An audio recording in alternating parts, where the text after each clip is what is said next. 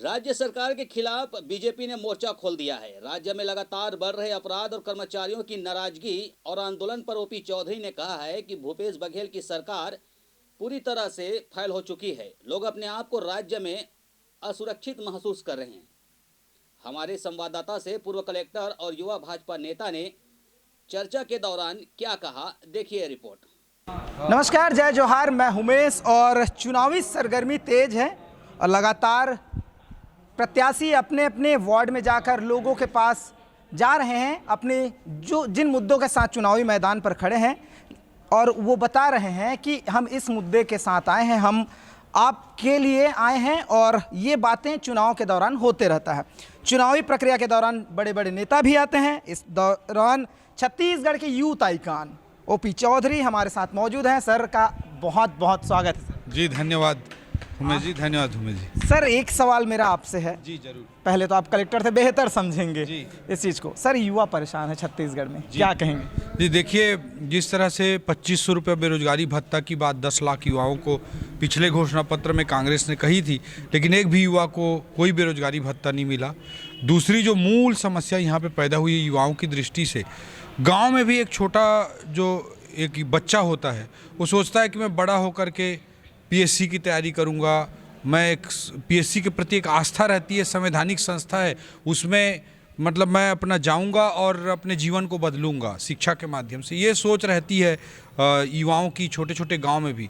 लेकिन छत्तीसगढ़ में कांग्रेस सरकार आने के बाद जिस तरह से पीएससी एक भ्रष्टाचार का अड्डा बना है, उसके कारण से युवाओं में बहुत ज़्यादा आक्रोश है और युवक ठगा हुआ महसूस कर रहा है। क्योंकि वे कितने 1000-2000 लोगों का जो चयन होता है वो तो महत्वपूर्ण है ही, उससे बड़ी बात होती है कि लाखों करोड़ों जो युवा होते हैं उनका एक आस्था रहता है, विश्वास रहता है एक संवैधानिक संस्था पीएससी जैसी संवैधानिक संस्था के ऊपर, वो डगमगा गया है। ये छत्तीसगढ़ के लिए बहुत ही बड़ा चिंतनीय विषय है। इसके अलावा व्यापम गुमशुदा है, एसआई भर्ती का पता नहीं चलता, पुलिस भर्ती बदल जाती है, हर जगह अलग अलग तरीके से युवाओं को ठगा जा रहा है और युवा इसके कारण से निश्चित रूप से बहुत आक्रोशित है। सर एक सवाल ये भी है, अभी छत्तीसगढ़ में बूढ़ा तालाब धरना स्थल की बात की जाए, वहाँ पर आंगनबाड़ी कार्यकर्ता धरने पर बैठे हैं, वहाँ पर शिक्षाकर्मी जो हैं वो भी धरने पर बैठे हैं। कोविड कर्मचारियों को सर जो कोरोना काल के दौरान जिन्होंने सेवाएं दी, आज उनको भी बाहर का रास्ता दिखा दिया गया है। अगर यूं कहें तो छत्तीसगढ़ में क्या हो रहा है? लगातार धरना, अपराध का ग्राफ का बढ़ना, आप इन सबको अपने नज़रिए से कैसे देखते हैं? एक महत्वपूर्ण विषय आपने रखा कि भाई अलग अलग कर्मचारियों के जो धरने, प्रदर्शन, हड़ताल चल रहे हैं। आपने देखा होगा कि सीएससीबी के जो संविदा कर्मचारी थे, उन्होंने एक दिन एक साथ 2500 लोगों ने अपना बाल का मुंडन कराया बूढ़ा तालाब के पास। अभी आपने खुद बताया कि जो सहायक शिक्षक साथी हैं वो अपनी मांगों के लिए सड़क पर उतरे हुए हैं। सबसे महत्वपूर्ण बात आपने कहा कि रेडी टू ईट के तहत जो महिला स्व सहायता समूह काम करते थे, उनको महिला स्व सहायता समूहों के मुंह करने वाला छीनने का काम कांग्रेस ने किया है। केवल कमीशन खोरी के लिए महिला समूह को छोड़ करके ठेकेदारों की ओर उसको ढकेल रहे हैं। और इन सबसे महत्वपूर्ण, कोरोना काल में जो कोरोना योद्धा अपने जान की बाजी लगा करके लोगों की सेवा किए, कांग्रेस के लोग तो जिस समय निकल भी नहीं रहे थे उस समय उन लोगों ने अपने जान की बाजी लगा करके लोगों की सेवा की और उन लोगों को भी आज बाहर का रास्ता दिखा दिया गया है। और इन सबके पीछे जो महत्वपूर्ण विषय है कि घोषणा पत्र में कांग्रेस ने स्पष्ट रूप से लिखा था, टीएस सिंहदेव जी ने, भूपेश बघेल जी ने, सबने लिखित रूप से कहा है। उनके आंदोलनों में सरकार बनने से पहले जब वो विपक्ष में थे तो उनके स्टेज में जा करके घोषणा की है, लिखित रूप में दिए हैं कि हमारी सरकार आने के 10 दिनों के भीतर हम संविदा और अनियमित कर्मचारियों का नियमितीकरण कर देंगे। लेकिन आज 3 साल बीत गए हैं, लेकिन नियमितीकरण की तो बात छोड़िए, उनसे कोई बात तक करने वाला नहीं है। सत्ता के अहंकार में कांग्रेस इस कदर मदांध हो गई है, सत्ता के अहंकार में अंधी हो गई है कांग्रेस, सत्ता के अहंकार में बहरी हो गई है कांग्रेस। उसके कारण से इन लोगों की किसी की आवाज़ उनको सुनना भी नहीं चाहते हैं। ये सबसे बड़ा असंवेदनशीलता का, संवेदनहीनता का प्रमाण है कि उन्होंने खुद लिखित में दिया है, लेकिन आज 3 साल बाद कोई बात करने को भी तैयार नहीं है। सर एक सवाल ये भी है, वो तो कांग्रेस की बात रही सर, बीजेपी फिर क्या कर रही सर उनके लिए जो आंदोलन कर रहे हैं? जी निश्चित रूप से भारतीय जनता पार्टी हर आंदोलन में विपक्ष की भूमिका को निभा रही है और बीच में कोरोना काल था, उसके कारण हमारे धरना प्रदर्शनों को रोका जाता रहा, जो कि स्वाभाविक था कोरोना की दृष्टि से। लेकिन भाजपा सड़क पर उतर चुकी है और इस तरह के जितने भी साथी हैं उनके साथ हम हमेशा कंधे से कंधा मिलाकर चलने को तैयार हैं। वो जहाँ जैसी ज़रूरत महसूस करते हैं भारतीय जनता पार्टी से एक विपक्ष के रूप में, विपक्ष का धर्म हम 100% निभाएंगे, उनके साथ हमेशा हम खड़े रहेंगे। इसके अलावा आपने अपराध की बात कही, उस पर भी मैं बताना चाहूँगा कि छत्तीसगढ़ को जिसे शांति का टापू कहा जाता रहा है, उसको कांग्रेस के आने के बाद एक अपराधगढ़ का स्वरूप वो धारण कर लिया है। अभी हम 3 दिन पहले रायपुर में कमल विहार में एक जावेद नाम है शायद और एक असलम समथिंग नाम है, 2 लोगों ने कमल विहार में गैंग रेप किया एक बच्ची के साथ, एक नाबालिग बच्ची के साथ।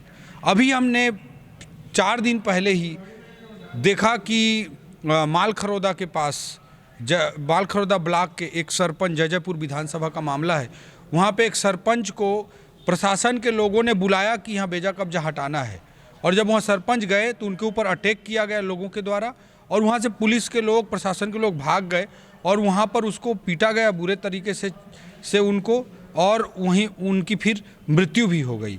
एक सरपंच जैसा व्यक्ति सरकारी काम करते हुए सुरक्षित नहीं है, और तो दूसरों के लिए कानून व्यवस्था की हम क्या बात करें। इस कदर कानून व्यवस्था की हालत यहाँ छत्तीसगढ़ में बिगड़ी हुई है, और इसीलिए आज आप किसी भी आंकड़े को देख लीजिए, किशोरों के अपराध के मामले में, किशोरों द्वारा किए जाने वाले अपराध के मामले में छत्तीसगढ़ नंबर 1 पे पहुँच गया है। नेशनल क्राइम रिकॉर्ड ब्यूरो के जो आंकड़े हैं उसके अनुसार। ये क्यों हुआ? नशा माफिया सक्रिय है। पत्थल गांव में हमने देखा कि गांजा का तस्कर आके माँ दुर्गा के श्रद्धालुओं जो जुलूस निकाल रहे होते हैं उनके ऊपर गाड़ी चढ़ा देता है। इस तरह से गांजा माफिया, गांजा तस्कर, जितने भी नशा माफिया हैं वो सक्रिय हैं। उसके कारण किशोरों द्वारा किए जाने वाले अपराध के मामले में NCRB के डाटा हैं, नेशनल क्राइम रिकॉर्ड ब्यूरो के, उसमें छत्तीसगढ़ नंबर 1 पे पहुंच गया है। प्रतिदिन 12 बलात्कार हमारे का शिकार हमारी बहनों को छत्तीसगढ़ में होना पड़ रहा है। आप देखेंगे कि अनुसूचित जाति जनजाति वर्ग के बालिकाओं के विरुद्ध रेप का जो मामला है उसमें छत्तीसगढ़ नंबर 2 पे पहुंच गया है। बच्चों के विरुद्ध जो होने वाले अपराध हैं उस पर भी नंबर 2 पे पहुंच गया है। बुजुर्गों के विरुद्ध जो अपराध हो रहे हैं उस पर नंबर 3 पे पहुंच गया है। पत्थल गांव में हमने कैसे देखा कि कांग्रेस के ही बड़े पदाधिकारी बुजुर्ग हैं, उनको किस तरह से रात में मार दिया गया। तो पूरा छत्तीसगढ़ को इन्होंने अपराधगढ़ बना दिया है, क्राइम का गढ़ बना दिया है। अब यूँ कहें तो छत्तीसगढ़ में क्या हो रहा है, एक तरफ स्वास्थ्यकर्मी परेशान है, शिक्षक परेशान है, तमाम वर्ग के लोग हैं वो परेशान हैं, वहीं क्राइम का ग्राफ लगातार बढ़ रहा है।